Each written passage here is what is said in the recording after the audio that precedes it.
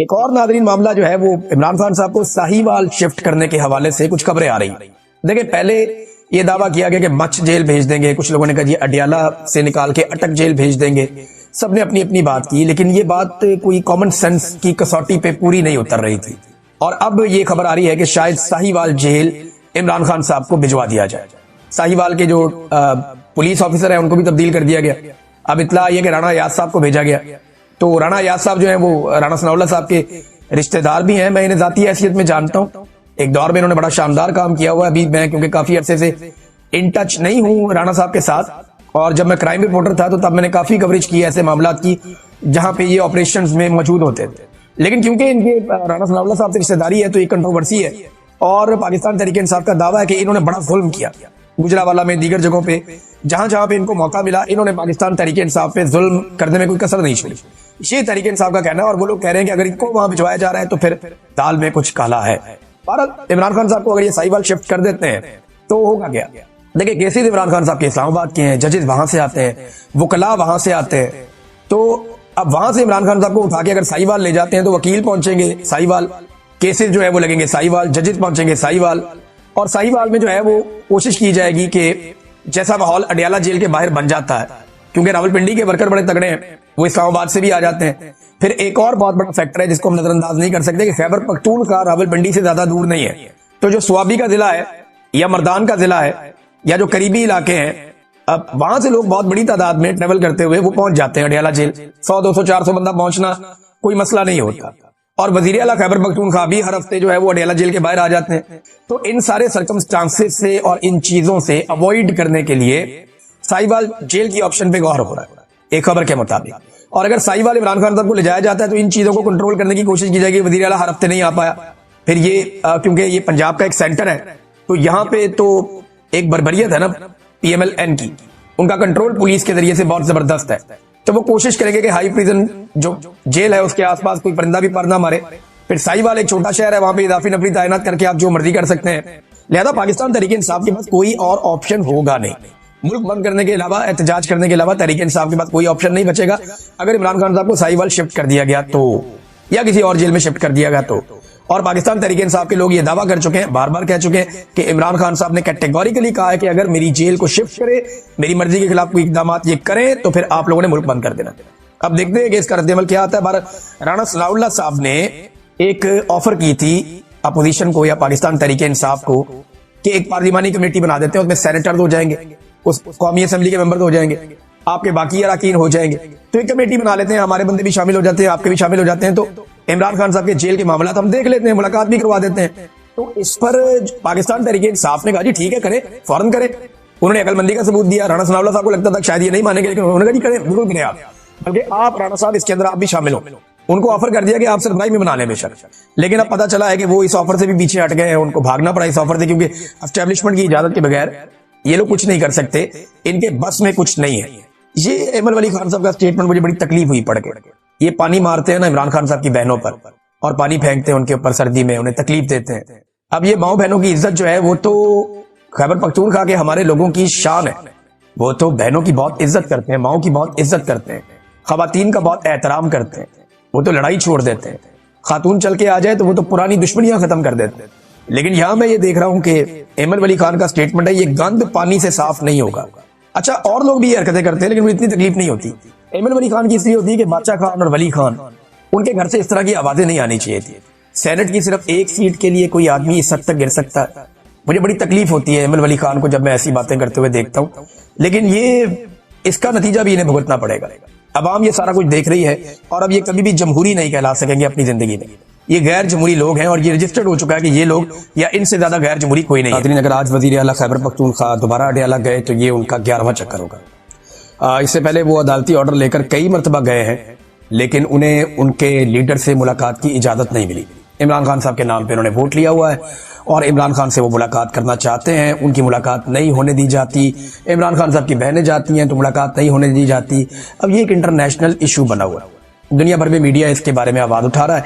इमरान खान साहब के जो बेटे हैं उन्होंने इस बात का अब तहिया किया है, फैसला किया है कि वो कुछ ना कुछ एक्टिविटीज करते रहेंगे और इतनी आसानी से अपने वालिद को कैद तन्हाई में नहीं रहने देंगे। अब वो जो एक्टिविटीज हैं वो आने वाले दिनों में आपको नजर आएंगी। नाजरीन, मैंने इमरान खान से एक चीज सीखी। यानी बहुत सारी ऐसी चीजें हैं जो पाकिस्तान में पाकिस्तानियों ने इमरान खान से सीखी हैं, और इमरान खान ने वाकई एक टीचर की तरह इस कौम को बहुत सारी चीजें सिखाई हैं। हार जीत का मामला हो, डट जाने का मामला हो, बहुत सारी चीजें जो इंसान के करैक्टर में होती हैं, उसने लोगों को लड़ना सिखाया, मुकाबला करना सिखाया। पाकिस्तान में बेशुमार लोगों ने पाकिस्तानियों को यह बात समझाई कि पाकिस्तान की मिलिट्री एस्टेब्लिशमेंट पाकिस्तान के लिए एक मुसीबत है, एक प्रॉब्लम है, और इनकी पॉलिसीज का पाकिस्तान को लगातार नुकसान हो रहा है। समझ ही नहीं आई कभी कौम को। लेकिन जब ये बात इमरान खान ने समझाई तो आज कौम का बच्चा बच्चा ये बात जानता है। एक कंट्रीब्यूशन तो है इमरान खान का बहुत बड़ा। मैंने उनसे एक चीज सीखी इमरान खान साहब से कि मैं ये सोचता था वो एक बात बार बार क्यों करते हैं, बार बार क्यों करते हैं, बार बार क्यों करते हैं। बहुत सारे लोग तनकीद करते थे, एक ही तकरीर है, इमरान खान बार बार करता है, वही बातें बार बार रिपीट करता है, वो क्यों बार बार वही बात करते चले जाते हैं, करते चले जाते हैं। तो मैंने इससे सीखा कि इमरान खान ने वो बातें इतनी मर्तबा की कि वो लोगों को जुबानी याद हो। उन्होंने लोगों को नजरिया दे दिया, बार बार बता बता के अवेयरनेस देने का ये एक तरीका था, लोगों को फार्मूला याद करवाने का एक तरीका था। और जो सच होता है ना वो बदलता नहीं है, वो वही रहता है। जिस आदमी ने कहानियां सुनानी वो कभी ये सुना दे, कभी ये सुना दे, कभी वो सुना दे। जिसने सच बोलना होता है ना उसके बाद एक ही बात होती है, सीधी सीधी। तो इमरान खान वही बात अपनी करता था और आज कौम को वो बात याद है। तो बाद आपको लगता होगा मेरे वीलॉग के अंदर चीजें और बातें कभी कभी रिपीट हो जाती हैं। तो मेरे ख्याल में जो चीज जैसे होती है उसको जब आप बयान करते हैं तो जितनी दफा आप करते हैं वो वैसे ही रहते हैं। और मैंने ये सीखा कि अगर कोई चीज आपको समझ आ जाए तो उसको हैमर करें, बार बार उसको बताएं, पब्लिक तक उसको पहुंचाएं ताकि उसका इम्पैक्ट हो। एक ऐसा आदमी जिसका उन्हें पता है इसका कैरेक्टर कोई नहीं है, जब मर्जी इसको दबाया जा सकता है, इसका बाजू मरोड़ा जा सकता है, इसकी कमजोरियां हमारे पास हैं तो इसकी हम गारंटी दे सकते हैं। इमरान खान की गारंटी कौन दे सकता है? किसी की क्या जरूरत है कि गारंटी देगा? उसकी कमजोरी किसी के पास नहीं है तो गारंटी कौन देगा? और क्या आप ये कह सकते हैं कि इमरान खान को हम टेम करके आपको दे देंगे? आजाद आदमी की कोई गारंटी नहीं होती। गारंटी होती है पालतू लोगों की, और गारंटी होती है कमजोर लोगों की। किरदार वाले आदमी की गारंटी नहीं होती। ऐसे इकबाल साहब को इतनी सी बात समझ आ जाती ना तो आज वो नवाज शरीफ के साथ नहीं होते। चले इस बात को यहां पे रोक लेते हैं। इमरान खान की कौन गारंटी देगा? ये गारंटी तो ये अजीब सी बात ही की है कि पूरी दुनिया में कोई गारंटी नहीं दे रहा। भाई इमरान खान को एस्टेब्लिशमेंट ने गारंटी देनी है कि अब हम वो नहीं करेंगे जो हमने पहले किया था। एस्टेब्लिशमेंट ने गारंटी देनी है कि अवाम के मैंडेट का एहतराम होगा, पाकिस्तान में रूल ऑफ लॉ होगा, पाकिस्तान में आजादी इज़हार राय होगी, पाकिस्तान में इंसानों को नहीं कुचला जाएगा, पाकिस्तान के अंदर जुल्म जबर और फसादियत खत्म की जाएगी। ये गारंटी पाकिस्तान की एस्टेब्लिशमेंट ने देनी है। पाकिस्तान की आईन ने ये गारंटी दी हुई है, लेकिन आजकल इस गारंटी के ऊपर अमल दरामद नहीं हो रहा। इमरान खान कहते हैं मुझे 2 साल पहले कहा गया कि 3 साल के लिए पीछे हट जाऊं और मौजूदा निजाम को चलने दूं, लेकिन मैं किसी यजीद के कहने पर 3 साल तो क्या 3 मिनट भी खामोश नहीं रहूंगा।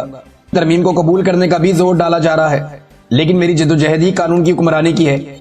मुझसे 9 मई की माफी मांगने का मुतालबा किया जाता, मगर माफी वो लोग मांगे जिन्होंने सीसीटीवी फुटेज चुराई है, जिन्होंने औरतों की इज्जतें पामाल की, लोगों के घरों का तकद्दुस बर्बाद किया, हजारों सियासी वर्करों को जेलों और हुकूमत खानों में डाला और बेगुनाह लोगों को शहीद किया।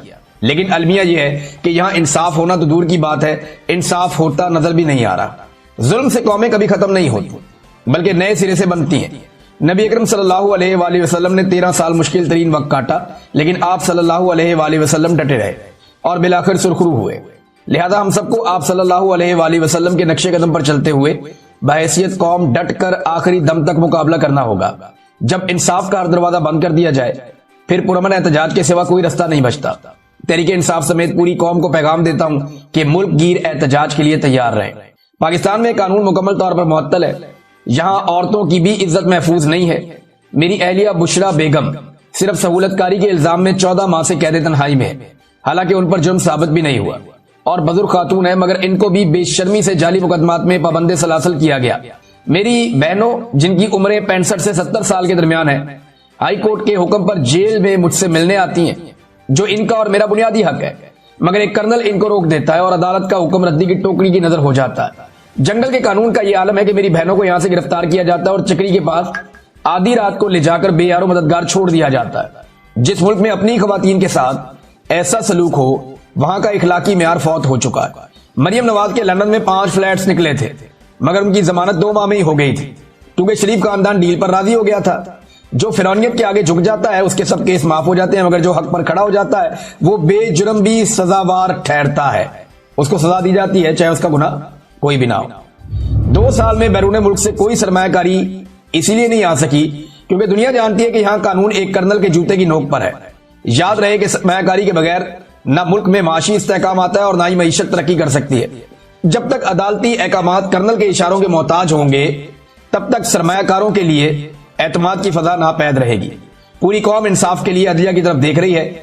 इस तरमीम के पीछे दो ही वजूहात हैं, एक तो धांधली ज़दा इलेक्शन का तहफ़्फ़ुज़ करना, दूसरा मुझ समेत तरीके इंसाफ की लीडरशिप और कारकुनान को जेल में कैद रखना और एहतसाब के खौफ के बगैर बुनियादी इंसानी हुकूक की खिलाफ वर्जी करना। यह कि अदलिया अपने आईनी और रवायती किरदार के बरक्स इंतजामिया के सामने बिल्कुल सरेंडर कर गई है। मिलिट्री कोड के हवाले से सुप्रीम कोर्ट का फैसला आइन के आर्टिकल 175(3) के मुतसादम है, जो कहता है कि अदलिया इंतजामिया से अलग है। मगर यहां इस आर्टिकल में तरमीम किए बगैर ही एग्जीक्यूटिव को अदलिया के तमाम इख्तियारात सौंप दिए गए हैं। मिलिट्री कोर्ट्स के साथ साथ मखसूस नशिस्तों पर भी बेंच बनाकर तरीके इंसाफ से ये नशिस्तें छीनने की कोशिश की जा रही है। वोट तरीके इंसाफ को पड़ा है, मगर आइन के बरखिलाफ ये नशिस्तें दूसरी जमातों को देने की कोशिश जारी है। दूसरा उन्होंने कहा यह कि अदलिया इस कदर मफलूज हो चुकी है कि आला अदलिया और जज अपनी मर्जी से मुकदमात लगा ही नहीं सकते। नतीजतन मुझे भी अदालतों से इंसाफ नहीं मिल रहा।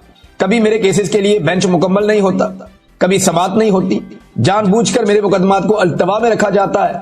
मेरे बुनियादी इंसानी हुकूक भी मुअत्तल है। जेल मैनुअल के मुताबिक जो हुकूक एक आम कैदी को हासिल होते हैं मुझे वो भी नहीं दिए जा रहे।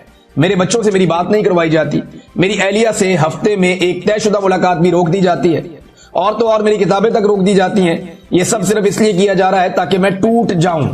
पहले कादी फायद ईसा के जरिए पाकिस्तान में फख्तायत जारी थी, अब 26वीं तरमीम के जरिए जुल्म को तहफ़्फ़ुज़ दिया जा रहा है।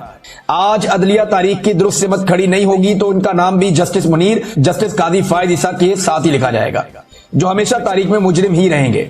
नाज़रीन, एक सबसे पहले तो वो खबर ले लें जो मैंने आपको बताया था कि इमरान खान साहब का केस लगा हुआ है इस्लामाबाद हाई कोर्ट में। उनके वकील ये कह रहे थे कि इमरान खान साहब को अगर आज बेल मिल जाती है, और ये कोई मसला नहीं है, उन्होंने ये दावा किया था कि अगर ये बेल मिल जाती है तो फिर इमरान खान साहब को कोई रोक नहीं सकता, वो आज रिहा हो जाएंगे।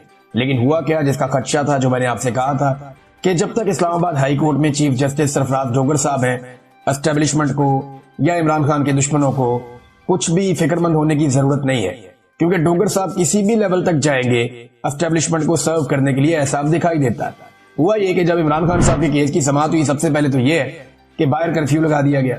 इस्लामाबाद हाई कोर्ट में ऐसा लगता है कि मार्शल लॉ लग गया और बाहर इजाफी नफरी पुलिस की तैनात, खारदार तारे और बड़ा बंदोबस्त किया गया।